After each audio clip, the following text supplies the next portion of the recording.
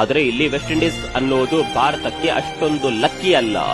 Dravid ನಾಯಕತ್ವದಿಂದಲೇ Bharat league ಹಂತದಿಂದ ಹೊರಬಿತ್ತು ಅಂತ ದೊಡ್ಡ ಮಟ್ಟದ ಟೀಕೆಗಳು ಕೇಳಿ ಬಂದಿದ್ದು, ಇದೀಗ ದ್ರಾವಿಡ್ಗೆ ಮರೆಯಲಾಗದ ನೋವು ಕೊಟ್ಟ ವೆಸ್ಟ್ ಇಂಡೀಸ್ ನಲ್ಲಿ ಈ ಬಾರಿ T20 ವಿಶ್ವಕಪ್ ನಡೆಯುತ್ತಿದೆ.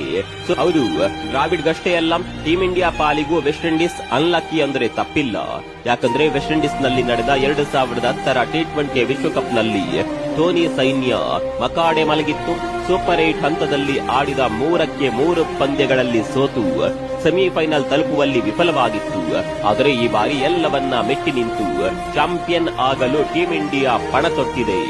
ಅದೇನೇ ಇರಲಿ, ಈ ಬಾರಿ ರೋಹಿತ್ ಸೈನ್ಯ ಟೂರ್ನಿಯಲ್ಲಿ ಅದ್ಭುತ ಪ್ರದರ್ಶನ ನೀಡಿ ಕಪ್ ಮುಡಿಗೇರಿಸಿಕೊಳ್ಳಲಿ, ಕಹಿ ನೆನಪುಗಳನ್ನೆಲ್ಲ ಅಳಿಸಿ ಹಾಕಲಿ, ದ್ರಾವಿಡ್ ಕನಸು ನನಸು ಮಾಡಲಿ ಅನ್ನೋದೇ ನಮ್ಮ ಆಶಯ.